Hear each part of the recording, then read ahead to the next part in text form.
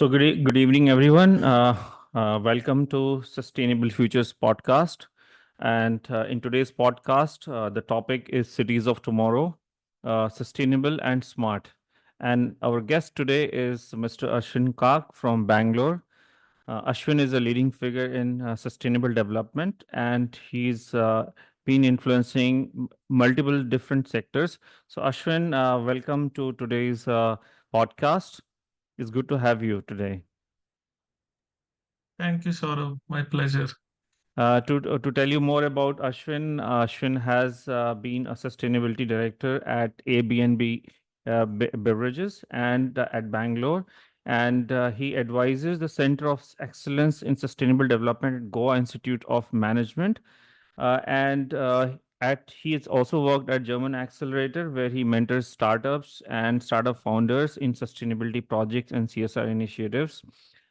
His past role at Airbnb and Pidilite Industries have involved driving a lot of sustainability initiatives for the sector, and he has been instrumental in advancing sustainability agenda in entire sustainability sector.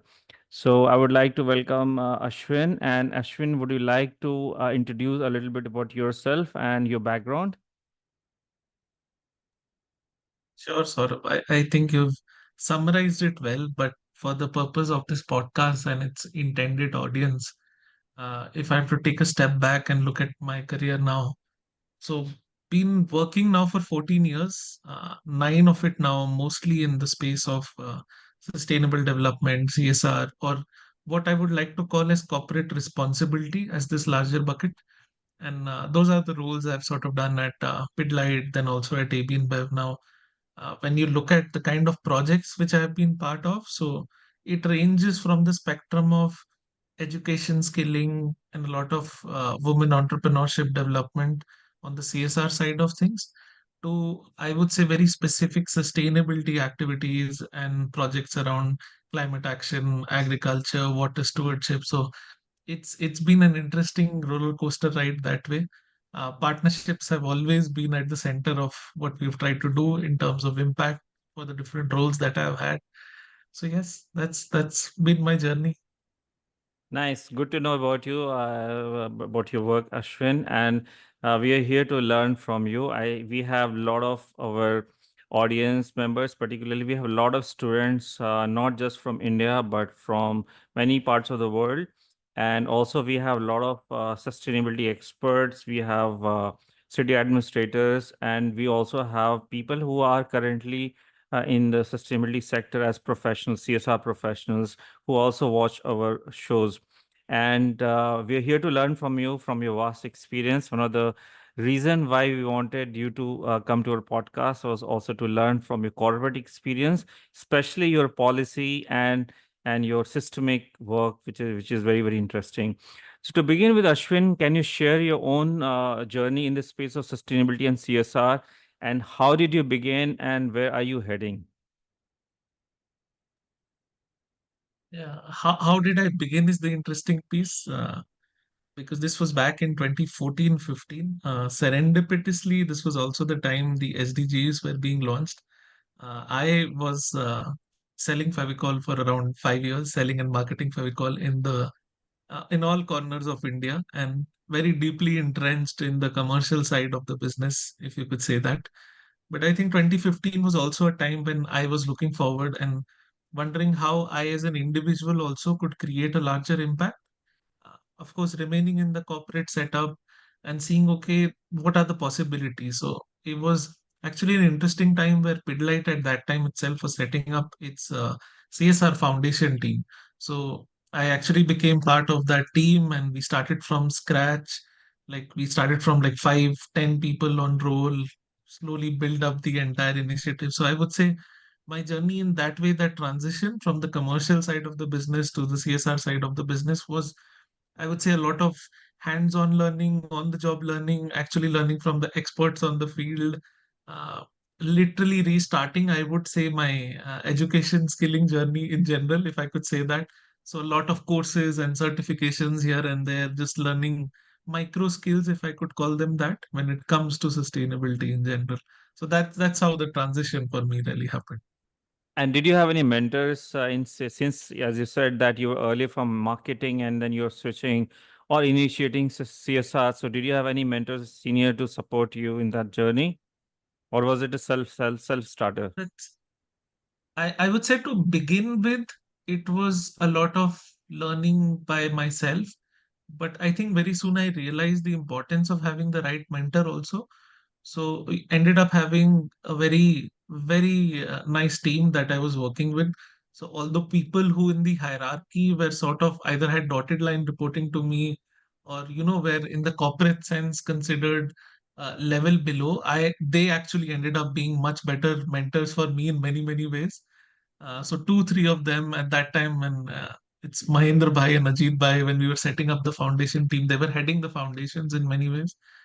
They had like 2 decades plus of experience at that time. They were my first mentor in many ways in the larger development space. After that, it's been like as you soon get into the domain, you then don't just interact internally, but with a lot of partners externally. You go to industry events, you get exposed to the ecosystem a lot. Then you start, of course, looking at external potential guides and mentors also. So then that pool sort of really expands, and it did for me. So if you ask me today, I would say I have like at least a dozen guides or mentors I often reach out to whenever I'm confused about something. So that's very interesting because what I'm hearing from you is that typically students who come from college, they think that it's a different kind of hierarchy. People learn that there is always a teacher, there is always a boss who teaches you. But when you go in the industry, things are very different and they can be more complex and they could be more creative and innovative also when it comes to mentoring and learning. Correct, correct. I think the more for any student, any practitioner, any individual starting off in this space, the more they are humble and the more they're willing to learn and unlearn a lot, it's really going to help them more than any other profession or field or domain. In here, it will really help. Nice. Very good to know from you about these, and especially to hear from somebody who had a very long career into sustainability at a very senior level. It is very good to know, and these are very important learnings for everyone. Uh, Ashwin, can you explain the concept of cradle to cradle sustainability and how it applies to the idea of urban development? Because cradle to cradle has recently picked up a lot of it has become very popular, and earlier it started more from architects thing, but now it's getting more into the industry and systemic innovation. So I'd like to know a bit more about, since you have been working on it. Yeah, this is an interesting term. I think I myself got very interested in it around the time there was a lot of talk about circular economy a few years back. And the more you sort of probed and the more I looked for, I would say, academic literature or practitioner or research perspective, any of those sort, the best text that I would say I found on this was this book literally called Cradle to Cradle by Michael Braungart and William McDonough. Brilliant book. The authors have also written another really good book, which is called Upcycle. But I think when I was reading about it, it was an eye opener in many ways.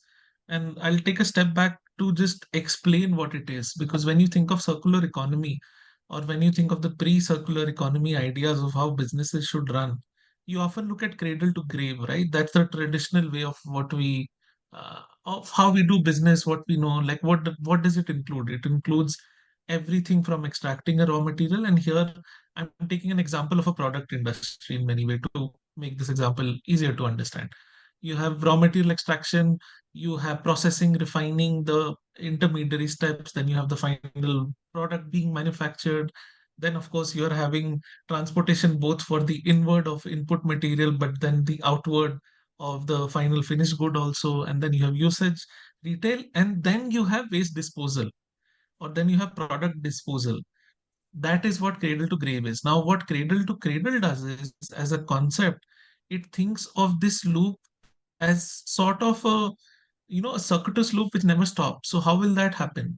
You start looking at what kind of materials you're using. You start looking at components that you're using. Like, can it be repurposed? Can it be recycled? And then you start looking at product from a life cycle perspective. So for a company, then you don't look at cradle sustainability just from the sense of a product created and sold to the market, but also from the perspective, okay, now how would this product either return or get recycled or get upcycled. So I think the moment we start thinking like that, just the entire conception of how you're thinking of running a business completely changes. And I'll give you a few examples.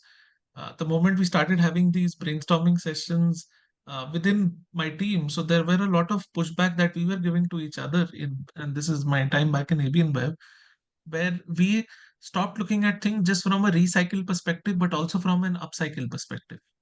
There is a very fine line, but a very important Correct, line correct. of That's difference between very these two. important. Yes. And then we actually started going back as sustainability professionals and often, thinking about design also, because here design then takes precedence. Because Correct, if you are correct. having concepts like planned obsolescence, Yeah, yeah. where the product itself cannot, disintegrate into pieces which can either be recycled, returned, or reused, then cradle to cradle is not making sense. Correct, correct. So I would say we became much better sustainability professionals also, because Hmm. then we were Yeah. not thinking in a siloed way. We were asking the right question of a new product development team. We were asking the right question from a design team, also from a logistics or a transportation team. So I would say it's a way of thinking in many ways.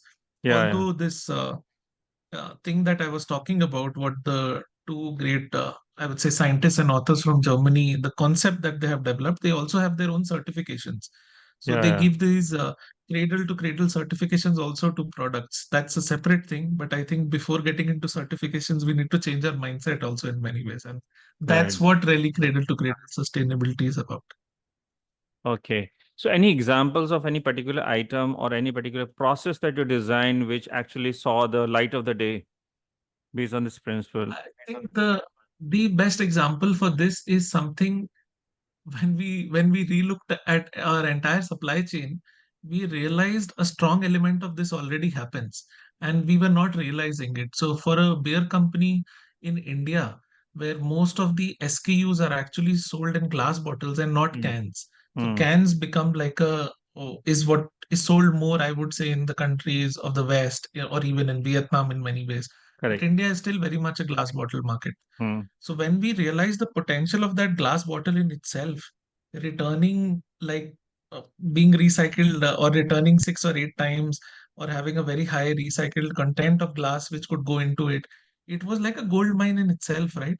We Right. often always looked at it from strictly a commercial or an operations perspective, that how many more bottles return, you will save more money because you don't have to create or manufacture now new glass bottles. But the moment you take a step back and also start looking from a carbon emission perspective, every time actually you're returning a glass bottle and not creating a new glass bottle, you are saving up anywhere between 80 to 95% on carbon emission of that glass bottle. Right, right. Because when you return a glass bottle, what do you have to do? You have to literally just wash it. You have Correct, to do correct. nothing else. There is no manufacturing, processing, refining. So that in itself becomes a very good cradle to cradle concept. I won't say it's the perfect example, because there is a lot which can also be done in the material, for example, which is going Right, into it. right, right. But for But us as a sustainability team, it became like a very important way for us to embed ourselves into what we call as the reverse logistic system of our right. product mechanism. So that's Sometimes one thing this which really stands. sometimes this entire idea of sustainability or credit model is already inbuilt in the old system. Like these are the old system like bottles, and these are one of the oldest packaging mechanisms. So they already exist. And having such kind of ideology in place, which is very modern, also helps you to realize that not all the changes are good changes. So sometimes good to realize that you're doing is already correct, and it is better to and stand with it. Yeah. Coming to the next question, according to you, how big is the problem of urban sustainability? Like how large problem is it? Because urban sustainability challenges are becoming global challenges. They have already become a global challenge. And what role do you think that cities can or corporates can play in ensuring that buildings ground up to become green cities? So, as a like, what are the major challenges and what roles corporates can see in these green cities? Yeah, that's an interesting thing, because we're talking about urban areas and cities both at the same time. One thing that we need to differentiate, and this is more a terminology, but it will help us or help me and answer this question better and help us have a better conversation is when we look at cities, those are mostly Yes. limited to the bigger cities. But when we start talking about urban areas, they could even be smaller towns. Right. So here, the aspect of what sustainability means, for example, in a city like Bangalore differs from a Pune, differs from a Bhopal. So that perspective is very important. So the moment we start thinking like that, we realize from a policy or an institutional perspective, right? Because when we are talking about urban sustainability, there is a lot of government body involvement and also corporates playing role. But our cities, essentially, or even urban areas, when we look at it, have a very weak and fragmented institutional architecture. Now, what does that mean? There are multiple parastatal agencies which work with different bosses, different Hmm. departments who are pulling their own strings. So while Yeah. there are numerous reasons for different problems that there are in the Indian Hmm. urban landscape, I think this one element about how government departments are also structured and how there are multiple bodies and departments trying to do so many things in the same area or probably a lot of overlapping area, that becomes a bit of a challenge, and those are what are called as parastatal agencies. Like when you look at urban development authorities who build infrastructure, or when you look at public corporations who are providing water, electricity, transportation to the city. So here these perspectives become important, and then in this challenging situation, when you look at, okay, now what can corporates do, right? Hmm. There are a few areas they can't do a lot, uh, but I'll talk about a few areas where impact is possible. So, especially to your question about how do you build up these cities green ground up, right? So, Yeah. Yeah. one of the most important things to realize here is of all the carbon emission which is being emitted in the urban areas and cities, there are different figures for it, but the range is somewhere around 30 to 40 to 45% of it is coming from the real estate sector, which is the That's construction huge. and the buildings which are coming up. Yes. So Yes. that's Yes. like, Yes. that's 40%. It's not the vehicles, it's not the industries, not the typical ones, but it's your buildings. Yeah. So Yeah. that's where I would say the real estate sector has a very big role to play in Hmm. terms of how embodied carbon in the construction material itself is taken care of, in Okay. how you're actually, again, designing here is becoming very important. And I say this from my own experience of we post COVID, we sort of revamped our central head office here in Bangalore. It was a Mm-hmm. huge space, 60,000 square feet, but it was within a building, right, in Bangalore, Hmm. where windows were not opening out. So the biggest disadvantage was Bangalore actually has a pretty good breeze flowing through the city for 8 to 9 months. But if your buildings don't have, windows which can open up, you will mandatorily have to keep the AC on forever. So that's Correct. a very Correct. big disadvantage. I Yes. would say that's a very inherent design flaw. The same thing happened when we started looking at, okay, now how are we getting our electricity? We started thinking, can we partner with this real estate player over here who owns this building to actually start putting solar panels on the top of the roof? But the roof itself was not enabled to be, to have solar panels. Yeah. Often Yeah. the roof has many other things which are there. Often the roof's structure itself is not strong enough to sustain solar panels.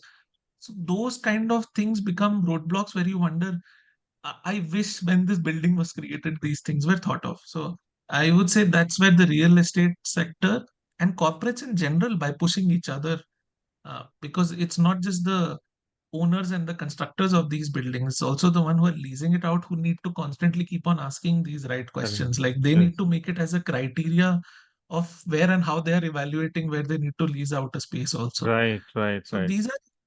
these are few points where I think corporates can play a huge role.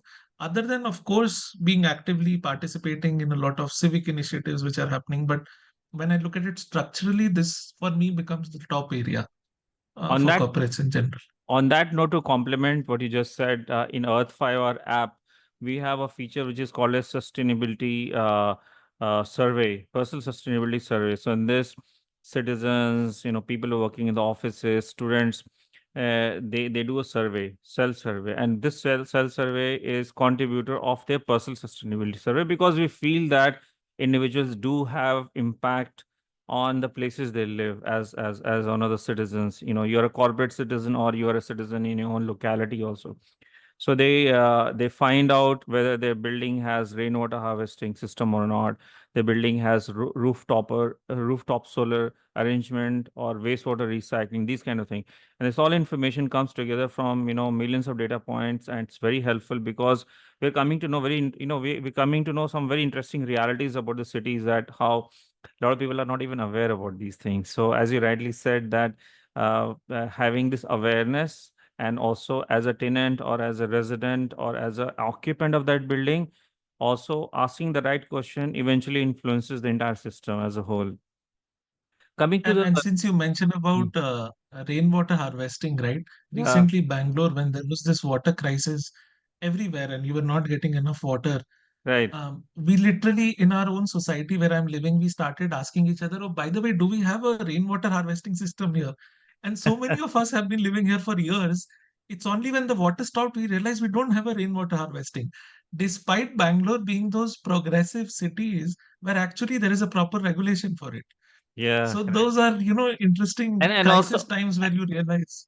you would think that corporates are obviously educated people. So, this is where sustainability knowledge and awareness, a proper awareness, is very, very important, where we understand that with the changing world, with changing global challenges, also uh, the concept of what we know should also change with time. I think there is more knowledge and more awareness about environmental issues and solutions is very, very important. Uh, Correct. Correct. so how do you think that innovative economy can be leveraged so that it can drive sustainability practices better in the environment? So, like, what's the innovative economy, or how we can leverage it? Yeah, when we talk about the innovation economy, I think, of course, and again, I'll stick to the example of Bangalore here because it's in Yeah. a flow and it will help us No, explain a also lot of things. Bangalore is in news Like, right now. It's a big global case study right now. So yes, please go ahead. We are looking for more correct. So there are information. problems here, but there are also solutions here, interestingly. And Correct. when you ask this question of the innovation economy, it's also a startup hub, right? Yeah, So right. there are so many collaboration avenues when it comes to startups and corporates and even government in general. If you look at it as an ecosystem, we Hmm. literally talked about rainwater harvesting as one of the things.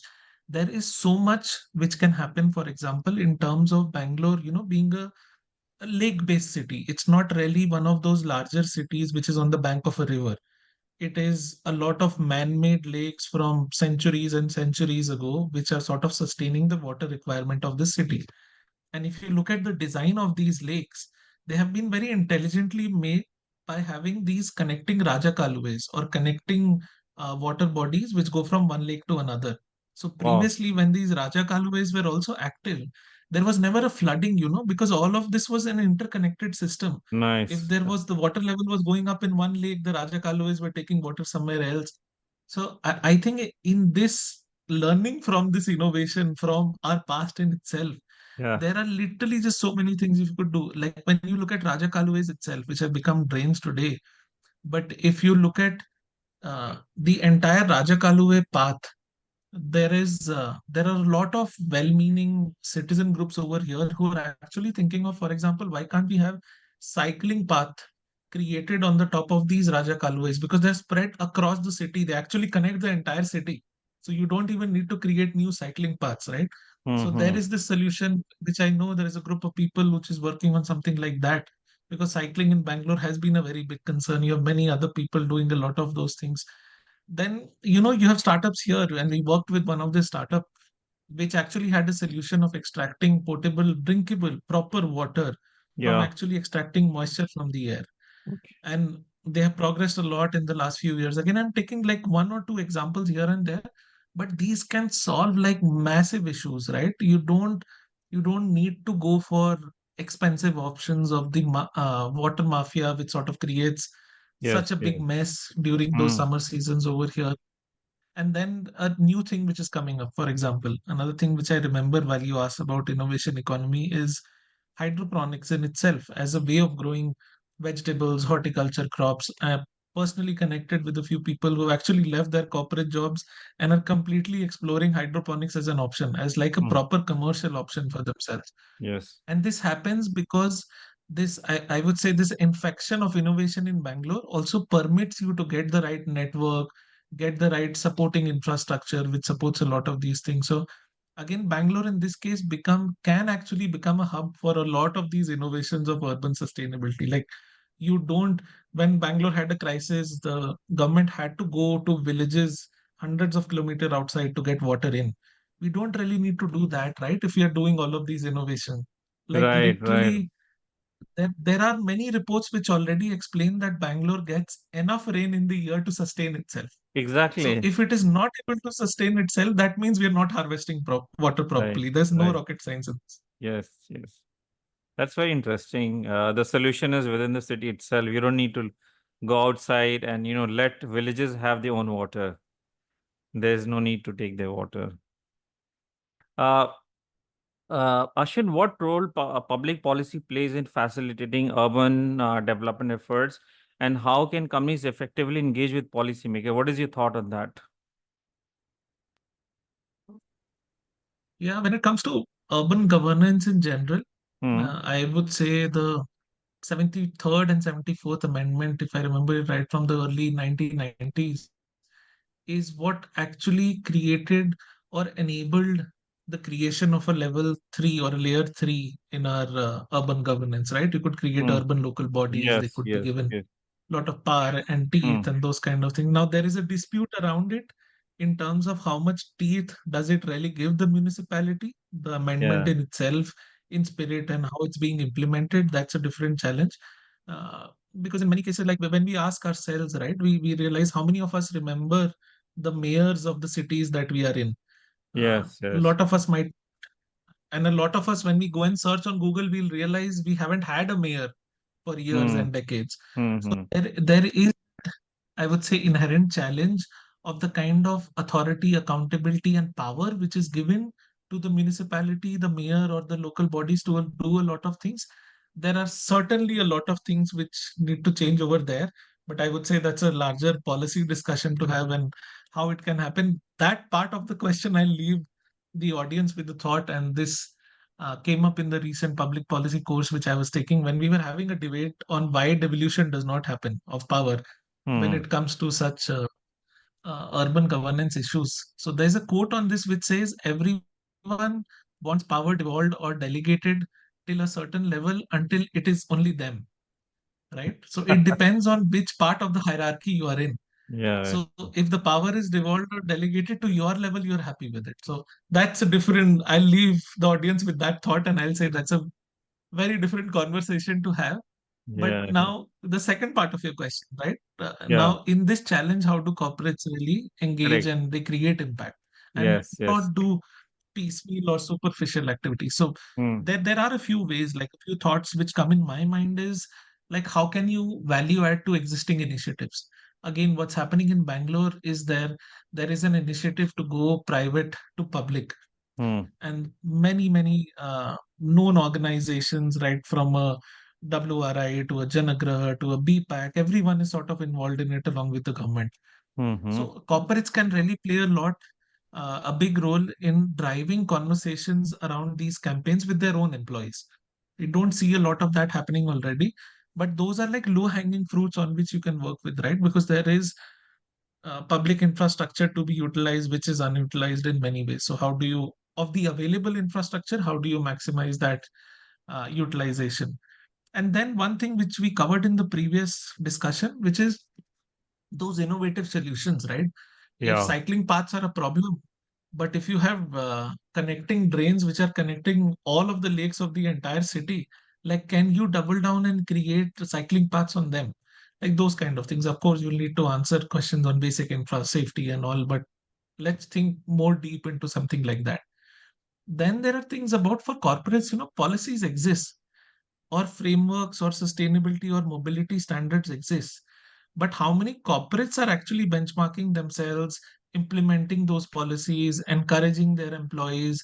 And that's something which we are trying to do in one campaign which we are running here on urban mobility for corporates. I hope we'll get some time to Hmm. discuss on that. But Yes. Yes. that is actually the crux of what we are trying to do in that campaign.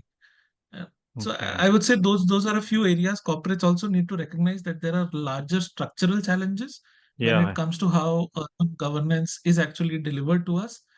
but that can never be an excuse for corporates not to do anything. So these are Yeah. just three examples I can think of immediately that they can work on. There is just so much more which can happen. Sure, sure. And so Ashwin, can you share some success stories or even failure stories if you have any, if you'd like to share from your work in, because you worked in multiple types of industries and diverse industry sets, and how corporates can play a big role into sustainability in urban areas. Like you would like to hear your success, failure, all of that you like to share. I'll begin with the failure one because that's Okay. always on the top of my mind because I probably learned the most from that. Yeah, that's So there always there. was, Yeah. I just had all screens pop up. Sorry. Yes. So spent grain is actually a byproduct of the brewing process, and it's often sold at throwaway rates. We started an initiative in the southern part of the country, Yeah. which most plants around smaller urban areas, but Yeah. working with the communities in those areas to look at, okay, can this spent grain now also be used as cattle fodder?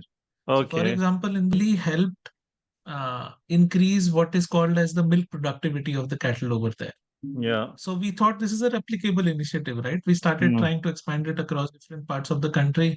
The biggest failure we faced was, for example, in our plants around Sonipat, where and we kept on trying to pitch it to the community over there. Sonipat is an urban area in itself, and we are wondering what is happening, why are people not accepting it. When, for example, in the state of Telangana, this has worked well. But when we got down to the numbers, the bare bone numbers, we realized that for example, the milk productivity of the cattle in a state like Haryana is already over the roof. So this spent grain will actually not help change a lot of the productivity. So we are actually breaking our head on a wall. So this campaign or this initiative might not at all work in a state like Haryana or even Punjab by that extension, right? Yeah. Yeah. So that was a big learning in the sense of, always understanding that what we call as in the policy space as isomorphic mimicry, where we Hmm. take the best of practices of the global world and we start trying to replicate it completely in the Indian context without really realizing something like that. Yeah. Yeah. So that was a big learning, and this needn't even be a case of global to India learning, but this was within India, where one initiative in one urban area with the community didn't really work in another area. So that was a good learning. In terms of successes, there have been a few across the organizations I've worked in. I would say the best one for us was the drinking water unit which we installed here in Bangalore municipality. Again, the fringes of Bangalore municipality, which were the underserved areas Which in company were you terms of working with that access. time? Which company? This was AB InBev. This was AB Okay. InBev, and we were working with Water Health and Jaldara, who were our Okay. partners for executing this. Right. And this was interesting in many ways because unlike all of the other models that we had seen, this model was self-sustaining in itself. So for a Yeah. corporate, it was very important, right? Even if you sell the water at a very subsidized rate, but Mm-hmm. if the model can be such that you create an infrastructure, you train the right people, but then the community runs it, Yeah. those are Correct. the most successful models. Because the moment a corporate has to be forever attached to an initiative that they have done, number one, there won't really be transformation. And number two, the corporate itself won't be able to focus on other areas, right? Because you can Correct. do something, enable the community, then go and do work somewhere else. I think that was one example in Hmm. which we were very happy because we are like, okay, now success achieved here. Now it's the community to run with it. Let's go somewhere else and start solving this problem. So that was a good learning and a project that way. Uh, I would say another interesting one was a skilling, very wide skilling project during my time at Pidlite. They were and still are partnering in many ways with the government of Gujarat on skilling. Hmm. At that time, back in 2015, with the industrial training institutes, the idea of skilling was just coming up. So ITIs were mushrooming all across the country, and Gujarat was like the hotbed of it in many ways. So I would say that was one initiative which really worked successfully. And if I have to go back and think about what was really the crux of why it was successful, one, uh, To start with, before neither the that, government, Ashwin, who were you upskilling? Like, who yes, were you skilling? Were these rural people for yes. carpenter? What kind of skills were those? So this was different multi-skill in many ways because these ITIs Okay. had like 20 plus skills which were delivered through them. So Mm-hmm. Pidlite was a knowledge partner with the government of Gujarat on skilling in general, Yeah. but it was also bringing its own specialized skills when it comes to carpentry, plumbing, electrical Okay. equipments, because those were products that they Right. were also selling in many ways, right? The Yeah. input products for those industries. So Pidlite got in its own additional skill set when it comes to those kind of skills. So that was one of the reasons I was saying. One was that it wasn't just a corporate trying to generally skill everyone, but it was a corporate which had a very good understanding also of certain skill sets in certain industries, Correct. Correct. which then that corporate from a commercial practitioner's perspective could bring back to the Mm. the youth and the people who were trying to upskill themselves. So that was one And they could important employ, reason they for the could employ success. them. They could employ them back also, because eventually they are your Yes, so that customers, that future was a customers. program which Pidlite had initiated. Yes, Yeah. Yeah. they in fact started at that time also what was called a Sathi program. So when I was in the Pune branch as an area sales manager of my time of selling and marketing Fevicol across the country, we actually piloted the program in the Pune branch. Now Okay. the Sathi branch was literally a loyalty program for the carpenters and contractors. Not had not been done ever by any other company.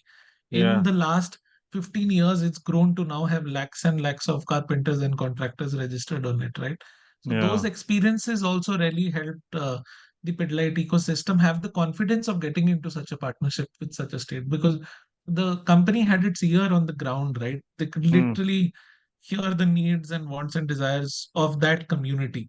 And that's Mm-hmm. something which translated into a very good partnership. So I would say those kind of things. And the government was also very positive to never say, right? The government of Gujarat, the skilling department was, they were never like, this is our problem, this is our solution, now you just go and fund it.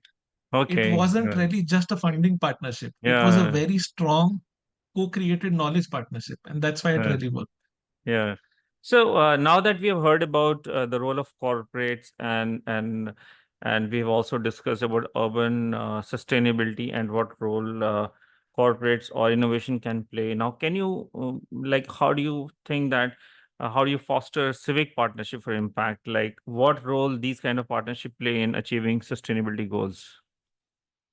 Civic I partnerships. think inherently, correct, inherently everything that we just talked about was could not just have been possible without an on ground partner. So as corporates, we always had a very strong implementation or an NGO partner, which was always there. Now, Mm-hmm. if I have to take another example other than what we've already discussed, one I would say satisfying campaign for me individually was the Save the Beach campaign that we ran on Juhu Beach over this was around 1.5 year, Mm. and get together of all well-meaning people of people in and around Juhu also used to happen once every week.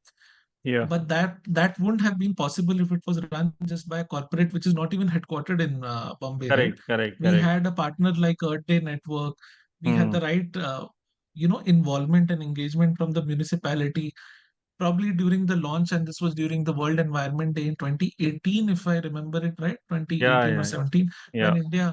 when India was the host country for World Environment Day. We Mm-hmm. started off from a small group of 8 or 9 partners, but because it started gaining such momentum, by the end of it, Mm. over Mm. the duration of the 1.5 year campaign, we had like 100 plus local civic bodies, citizen groups who sort of joined in into this. Mhm. So we of course at inherently at some level we always knew constant week on week beach cleanup won't really be a permanent solution, but only when you do it for some time you will also raise enough civic awareness with the people to start asking the right questions, right?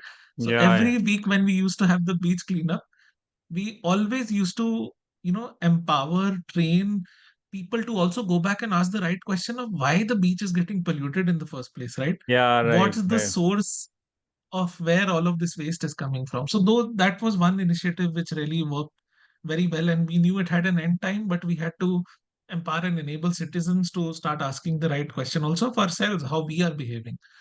So that was one thing, and the other one was what I briefly referred to in one of the previous questions that you had asked about, which is the campaign on urban mobility for corporates here in Right. Bangalore, Yeah. which has just been kickstarted. Again, it was sort of a birth child of different organizations from very different setups getting together and thinking of okay what we can do. So you had a corporate in real estate, which is a recently formed real estate industry body, which played its own role. You had BPAC, which is Bangalore Political Action Committee, and then you had ISC Sustainable Transportation Lab, which is Indian Institute of Science, which Professor Ashish Verma from there, he got in his own very lived practitioner plus research perspective. So, and then you had ICT Forum for Sustainable City. So everyone had their own expertise. One had a grip on the real estate industry. One had done innumerable number of civic campaigns in Bangalore, and everyone we sort of got together and we are like, okay, uh, the government is doing XYZ, ABC needs to be done more, but what should corporates really do here, right? So Mm-hmm. now what the campaign is running created like an extensive questionnaire for how do you evaluate corporates on how they are encouraging urban mobility and commuter experience for their own employees also. So it's the campaign intends to sort of close by the end of the year, where we'll reward and award the best of the corporates who are doing best practices. Will also end up with us creating an urban mobility toolkit for corporates. So the campaign will end with us going like, okay, here is what we have learned through the course of this campaign, and here is an open source toolkit that we are launching for all of you to sort of learn from as corporates also. So I Is would say this those are somewhere? two examples. Do you have any documentation which is available to for others to access about this toolkit? Yes, so that is what will happen at the end of this campaign, Okay. which is the Okay. end of this year. Right I now, would what look. the team is sort of involved in is reaching out to corporates and learning on their best practices, getting them to fill up the self-assessment forms. So that's the stage at which the campaign is right. Sure. Sure. So at Earth Fiber, we would like to know more whenever it is published, whenever it is ready. We would like to publish Absolutely. those information because it's a very interesting research you're talking about, very unique experiment. So I think that more and more people should benefit from this. Because these kind of experiments have Absolutely. been done in European cities like Copenhagen and several other cities, but it's kind of very unique in India. Uh, Absolutely. Ashwin, can you tell us about your recent immersion at about urban governance at Takshila institution, especially your work with slum and the manifesto that you are working on zero slums in India? Yeah, it's a very ambitious, I would say, attempt that I Yeah, have made at creating a manifesto for zero slums in India. But I would say say a lot has to do with us looking at livability in the cities, how cities can really be more healthy and expanding without too much stress on the existing population. So when those questions I was asking myself to begin with, uh, the slums which have mushroomed all across our cities was something which was consistently coming up, right? Then right, I started right. looking at, okay, what are we really doing when it comes to Hmm. slums? Hmm. There is a lot of literature, research, and actions, of course, in terms of slum rehabilitation or slum resettlement when it comes to the people who are living in the slums. Then there is a lot of action also happening in terms of redesigning the existing slums. But inherently, none of those things are really solving why slums are coming up in the first place. So, one of the things which I intended to do through this research exercise was also to understand what are the best practices, number one, for example, across the world, where countries or other cities have been successful in reducing slums from coming up, and what is really the context of India that we can learn from. So when you sort of jump into that, you see series of problems in the Indian context, right? You have high population migration density, you have poverty and income inequality, which leads to slums mushrooming in the first place. You have the lack of supporting public services and public infra, which is not equitably spread across the city, like innumerable such examples. So when you start looking from that perspective and you start thinking, okay, are there innovative solutions that there are to this? Like the first thing, and I'll get to just the top three solutions which came out as in this manifesto. It has many more, but for me, the top three, the first one was probably looking at regional development hubs and not just smart cities, looking at smart regions, right? A lot of the pressure which comes on our cities right now is because we are looking at development just from that city perspective. Yeah, And we are only for urban development. even NCR, right? Yeah, When you're thinking of NCR, are you thinking of 100 kilometers, 50 kilometers, 50 kilometers here? Forget NCR. When we think of Bangalore, Bangalore, literally the same land area is where expansion has happened on over the last Which 20 to is why 25 the years. situation is like this today.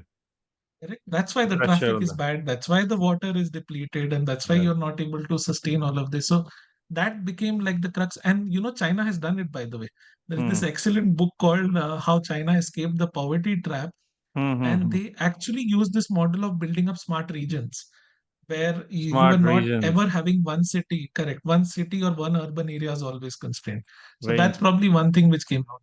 The second thing, again, this is now more of a policy thing, right? You have Narega in the rural areas now, but the moment you start thinking from smart regions perspective, you will need to start thinking of employment guarantees or schemes from an urban perspective also. So probably the right time to start thinking of livelihood from an urban perspective where a Narega kind of scheme also really works. And then when you look at land management policies and reforms, these are like the Hmm. lowest hanging fruits that Right. we Right. have in our country. The FSI limits, which is the floor space index in our country, is the lowest for all of our biggest cities, for any of the global cities. It's like literally for a layman what it is. There are FSI constraints, for example, in 80 to 90% of a city areas to on the inherent part of a core part of a city areas to not grow beyond the third floor, fourth floor, fifth floor. What that leads to is a lot of high density, right? And your cities Right. then don't start sustaining itself in a very better way. So those FSI limits, if we start intelligently working around this, and if you start within those smart regions, start looking at cities also from mixed neighborhood perspective. Hmm. And that I'll just close at that point because there's like 10 more, 15 more pages that we can discuss on this. Hmm. But what does mixed neighborhoods really mean? When we think of slums, we always think of taking that slum in itself and resettling it somewhere else. We Yeah. Right. never think of how the high income neighborhoods, which are able to sustain their neighborhoods because of the high income nature of their own living, can actually sustain a lot of other mixed neighborhoods, low income neighborhoods, which get connected to them and get the same kind of public services and infrastructure also. And again, this has happened across the world. So this needs to happen now in India also. So those were a few learnings which came out of this research. Again, it's a manifesto which will be put out there. I aim to sort of have more and more conversations on this. But at a larger level, my reason for doing something like that was primarily because we need to stop asking questions now on how to resettle slum dwellers, how to redesign slums, but we need to start asking more questions on how to stop slums from coming up in the first place, which will then lead you to a lot of higher level questions on how socio-economic development itself happens in our country. Exactly. So Exactly. that's the So Ashwin, is there anything corporates can do or any civic partnerships can help in that process? there's a lot which can happen, right? When you look at models, different models of public service and infrastructure delivery, corporates will have to play a very vital role in this because you don't have this is not really even the core area of what the government can work on. Right. When you look at sourcing models for different kind of homes, so even when you're talking about low income households, do you have the right corporate consortium which is empaneled with the right information to source low income material also to be able to make the right Yeah. low income household also? Right. Then when you look at when you start looking at smart regions, you have to start looking at corporates playing a very leading role in terms of skilling. And that's where Mm. that example that I just referred to about what Pidlite has done in the skilling knowledge partnership with the government of Gujarat.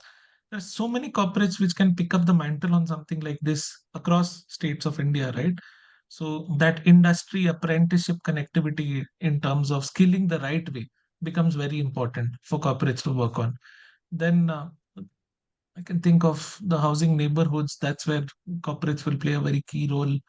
And one thing which is actually covered brilliantly in this book by Devashish Dhar, where he talks about India's blind spot, which is the urban areas and cities, he actually talks about how we are missing out so much by not tapping into the night economy because our per unit usage of infrastructure in urban areas is half because we are just not tapping into the night economy which exists for us. So I think that's where Can you elaborate regulations will more on have to that? unshackle. Can you The elaborate? night economy is where our cities, except if you take out Bombay from this equation, most of our cities like start shutting down by 10 Correct, and they correct. start waking up by 5 or 6. Hmm. It's interesting that India over a very long time has been the back office offshoring and BPO hub and still does not have a properly developed night economy. What Hmm. that does is, if you start thinking of your city's infrastructure from how you can maximize the utilization of that infrastructure. You literally add one full working element in the night. Then you start having restaurants, then you start having malls, then you start having different supporting ancillary setup for that night economy, which also opens up. But A Ashwin, few cities have tried it. I have a question here. Yes. It also brings Yes. a lot of other challenges like night pollution, like noise pollution in the night, or light pollution, or even biodiversity can be affected because night Correct. is like there's a rhythm to that. So, how do you solve that True. problem? That's a very good question. So when we are talking about night economy, you don't really need to develop the entire city, for example, as Mm-hmm. a night economy. Hmm. But you can definitely have clusters where you have where you can have higher utilization of public infrastructure. The final aim is, how do you have higher utilization of public infrastructure? And Correct, then you can correct. select. Like hospitals operate 24 by 7 anyways. There are Right. buildings like Correct. schools, colleges, which are non-operational in the night hours, so there can be some utilization of those spaces as well. Yeah, Correct. so yes, public infrastructure definitely. Yeah, I think this is good. So Ashwin, these are really amazing answers. We're understanding a lot more about urban sustainability and the role of policy and corporates that can play. Now, for the benefit of a lot of our audience are college students, school and college students, or even people who are working into corporate sector, but they want to switch to sustainability sector. They want to become CSR professionals or they want to become sustainability professionals. So is there anything I would like to share with them that what are the areas they should be working on, what skills they need to develop, what they should read, what they should learn about? See, I think the if you look at sustainability in itself, and I say it always, uh, the those of us who are in this domain often have a complaint that every year or 2 year we are having a new standard which is coming in, Yeah, a new framework. Probably the best examples of 2 years have become now the worst examples of today, and we look at it in a way questioning, like, were we stupid 3 years back?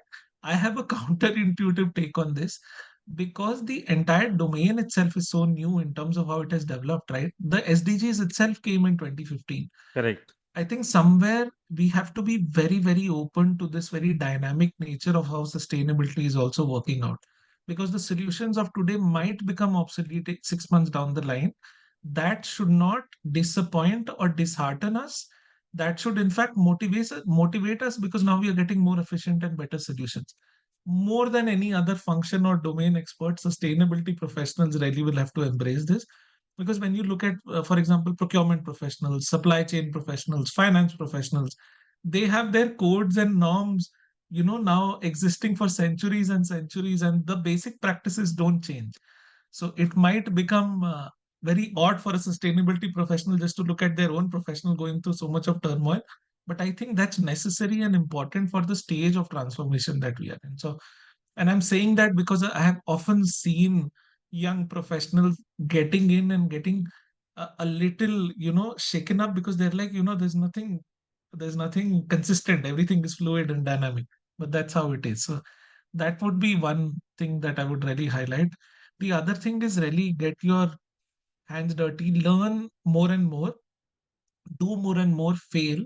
Like, for example, when we were discussing with so many ideas which were coming up, right? I'm just not saying that all of those would be perfect ideas, but the more we start doing small pilots, the more we hmm. start learning from them and understanding, will this really work? And those are the things which are really required, because now, for sustainability in particular, the gap between research and practitioners doing has to reduce more and more. Yeah, That's yeah. that's very important. So for a professional like for example, companies are having more sustainability professional, or they're actually looking for people who know about sustainability. A lot of time there's college students who studies sustainability or environmental science or environmental engineering. They often, companies feel that they don't have the right kind of knowledge set, and that is where a lot of gap is. So, how do you bridge that gap? What should students do in That's that case? yes. See, again, sustainability as a domain, the myth, why that happens, and I nodded very vigorously because I've seen it and experienced it myself. It happens like if I look at my example, right? I came from the business side of the things. Yeah, I knew the commercial aspects really well. So when I started doing sustainability, it was relatively easy for me to connect the dots back with the business priorities, talk to the finance CFO in terms of their language or value at risk of mitigation and those kind of things. But when I saw people who haven't seen the business side of things, but know the technical side of things and are getting into doing sustainability, they used to sort of start breaking their head on why is this person not understanding what I'm trying to say, right? So that's where I have this three I would say the three priority approach for a sustainability professional. You need to understand the business of sustainability, the technology of sustainability, and the policy of sustainability. The you can be very good at one, very good at one, but if you do not understand the linkages with the other two really well, you will not be able to bring about the change that you are trying to do. So that's why my own interest in actually understanding more of the policy, despite being from the business side of things. And also, when I was talking about, when you asked me about mentors, right? All of those mentors that I talked about, they were technical experts because I literally had to grab them and go like, I'm going to spend the next 20 days with you because I am not a technical expert, but I need to learn everything from you.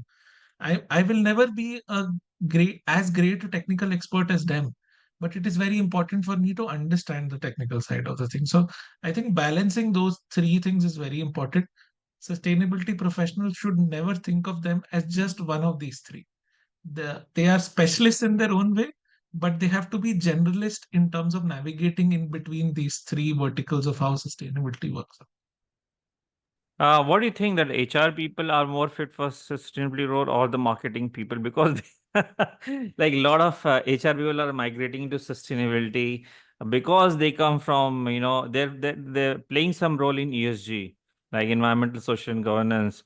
And then there are a lot of people who come from, hello.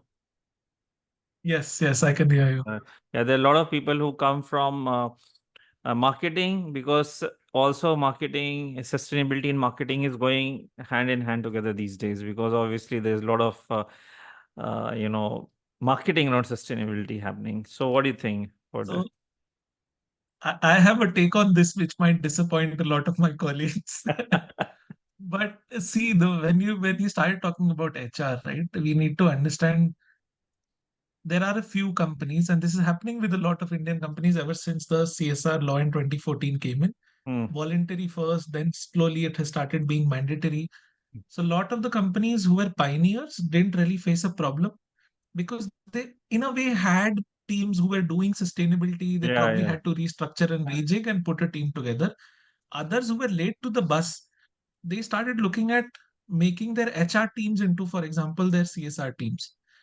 I would say that's a very risky slope to be on, Hmm. right? Because there aren't very easily replicable or transferable skills. Just because you're thinking CSR is something where you need to be empathetic and understand the community, and hence the HR will connect with it really well. Those are not really very easy things to navigate because the HR works within the organization setup, while the CSR has a lot of External, dynamics of the yes. external world, which they have never Right, been right, exposed to. So right. that's the HR piece is troubling to me. Hmm. What I can still understand is when legal and compliance professionals start moving into ESG, and these are different words, terminologies I'm using particularly because ESG is a lot of risk mitigation, compliance reporting, wherein a Right. compliance professional fits in really well. Hmm. Sustainability, again, if you look at how sustainability really works, there I won't constrain it to where people can come from because I have seen people coming from different domains and fitting in really Yeah. well, but they need to as I was saying, start learning the other technical aspects, the policy aspect. So I would say it is less of which function leads to which function more seamlessly. It's more of how that individual is involved. But this HR thing is very risky. Indian companies should stop seamlessly integrating teams into CSR teams. That's my take. Okay. So, Ashwin, thank you so much. This was really amazing talk, and we have learned a lot from your experience and from your policy background. And we would like to talk to you again sometime, some other time in another podcast on a different topic. And but thank you so much for your experience and for sharing all the knowledge and your experience from the corporate world and your background into policy. Is any parting words you have for our audience? No, thank you, Saurabh. This is a great series of podcasts and ideas that you have around this. This is my discussion of what I have understood in terms of your vision for what this podcast should turn out to be. My best wishes. I think there'll be a lot more master classes and experts will be coming in and sharing their views, and looking forward to seeing this grow. Yeah, sure, sure. Thank you so much. Thanks, everyone.